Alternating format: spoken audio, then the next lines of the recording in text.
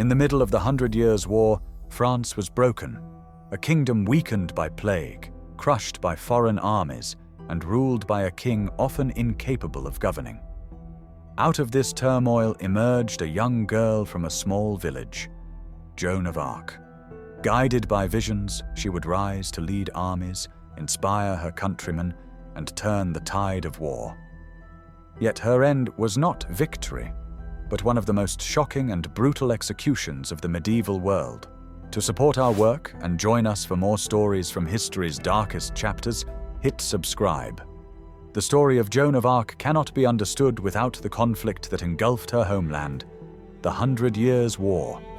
Beginning in 1337, this long struggle between England and France was born out of disputes over the French crown. At its height, it threatened to place both kingdoms under one ruler, with England on the verge of controlling not only its own land, but also the throne of France. France had already been weakened by the devastation of the Black Death in the mid-14th century, which left its population reduced and vulnerable.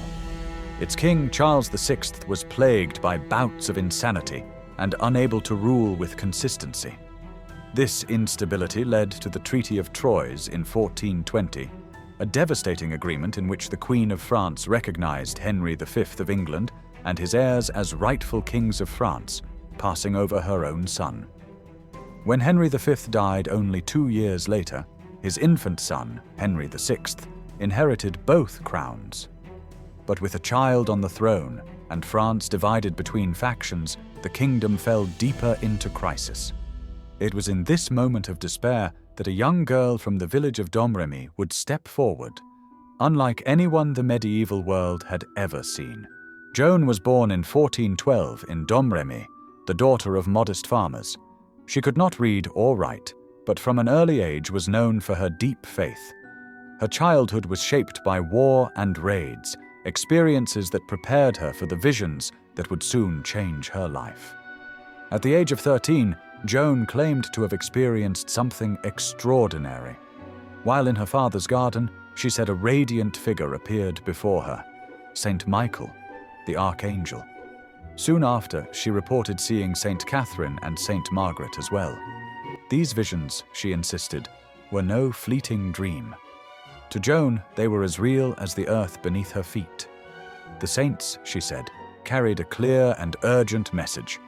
She was chosen to drive the English out of France and to see the Dauphin, Charles, consecrated as king. For a peasant girl in a world dominated by noblemen and soldiers, such a claim seemed impossible. Yet Joan herself was shaken to the core. She wept, describing the saints as so beautiful and so overwhelming that she could hardly bear their presence. From that moment forward, Joan carried a conviction that she had been set apart for a divine mission. Her visions would soon lead her far from her village and into the heart of the war itself. By the age of 16, Joan was determined to act on her visions. She persuaded a relative to escort her to the nearby town of Vaucouleurs, where she sought an audience with the local commander. Her request was astonishing. She wanted an armed escort to travel through dangerous, war-torn territory and present herself at the royal court of France. At first, her demand was dismissed. How could a farmer's daughter claim she was sent by God to save the kingdom? But Joan did not give up. She returned again and again, her persistence becoming harder to ignore. Then came a moment that turned skepticism into belief. She predicted a sudden reversal of French fortunes near Orléans. Days later, word arrived that her prophecy had come true. The commander, Robert de Baudricourt, was shaken by this. Perhaps, he thought, there was more to this young woman than anyone realized. He finally agreed to send her on to the Dauphin. For safety, Joan dressed in male soldier's clothing, a disguise that later became one of the charges brought against her. With a small escort, she set out across hostile territory, carrying nothing but her faith and her extraordinary claim of a divine mission. In early 1429, a 17-year-old peasant girl arrived at the court of the Dauphin Charles in Chinon. For weeks, whispers had spread through France of a mysterious young woman who claimed to be sent by God. Now at last she stood before the future king. Charles was cautious.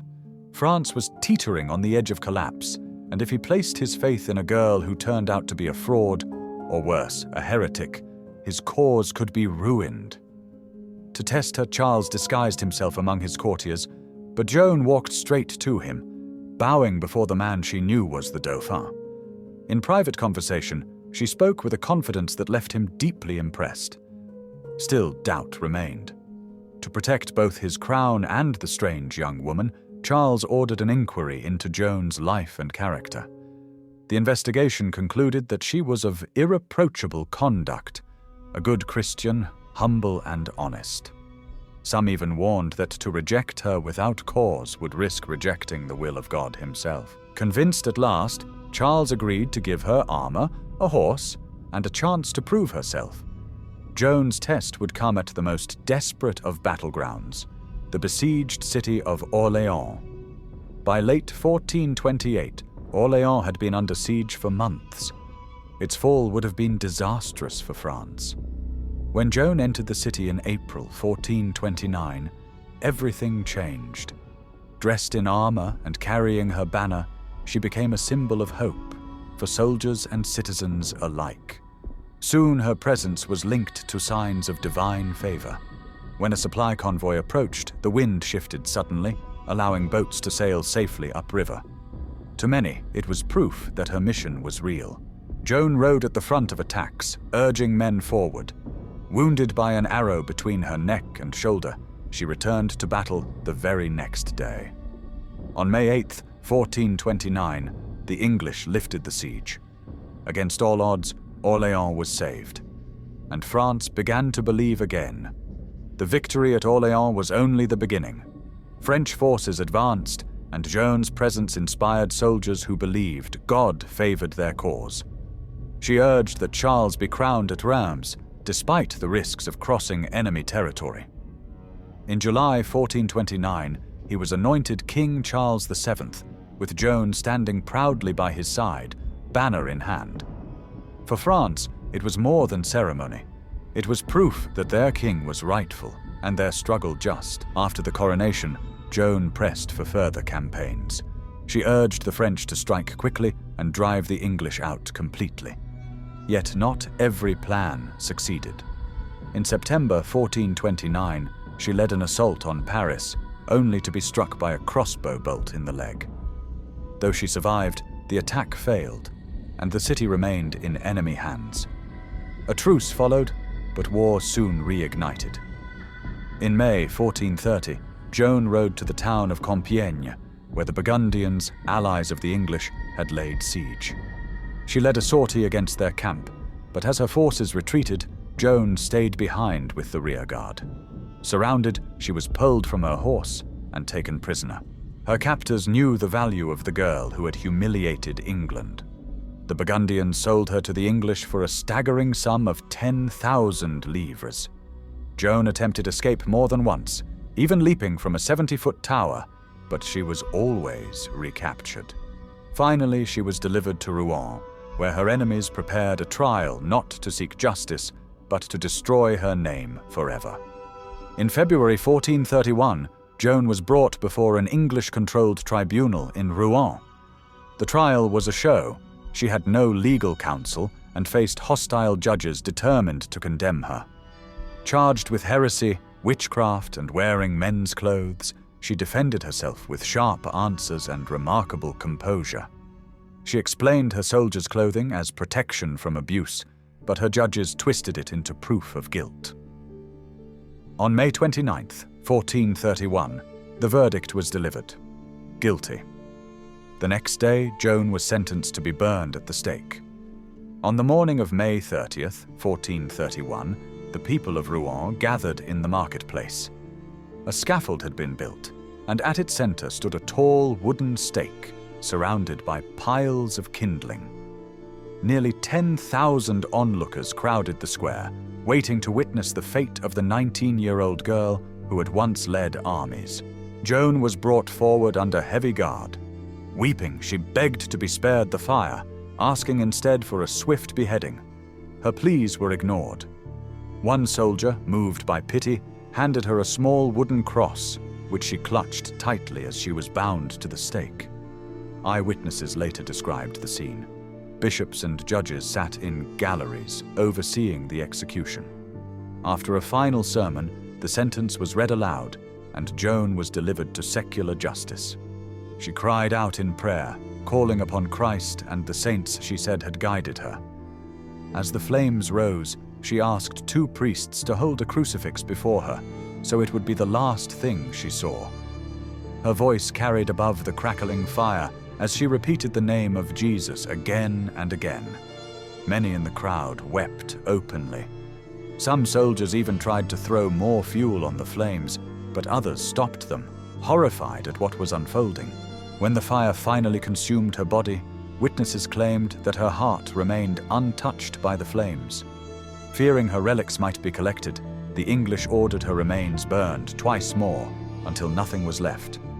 The ashes were scattered in the Seine as though to erase her from memory. Yet for those who stood in the square that day, it was not the death of a witch or a heretic, it was the martyrdom of a saint. The execution of Joan of Arc shocked all of Europe. To the English, her death was meant to erase a dangerous symbol, but instead it strengthened her legend. Many who had condemned her soon feared they had destroyed not a heretic, but a holy woman. In the years that followed, stories of Joan's courage and piety spread across France. A posthumous retrial, held decades later after the end of the 100 Years' War, declared her innocent of all charges. What had once been branded heresy was now recognized as faith. Centuries later, the Catholic Church canonized her as a saint, and today she stands as one of the patron saints of France. Remembered as the Maid of Orléans, she remains a symbol of courage, conviction, and sacrifice. A young woman who defied the world and changed the course of history. Joan of Arc's life was short, but her legacy endures. From a village girl to a national heroine, she changed the course of a kingdom and became a symbol of faith and courage that still inspires today.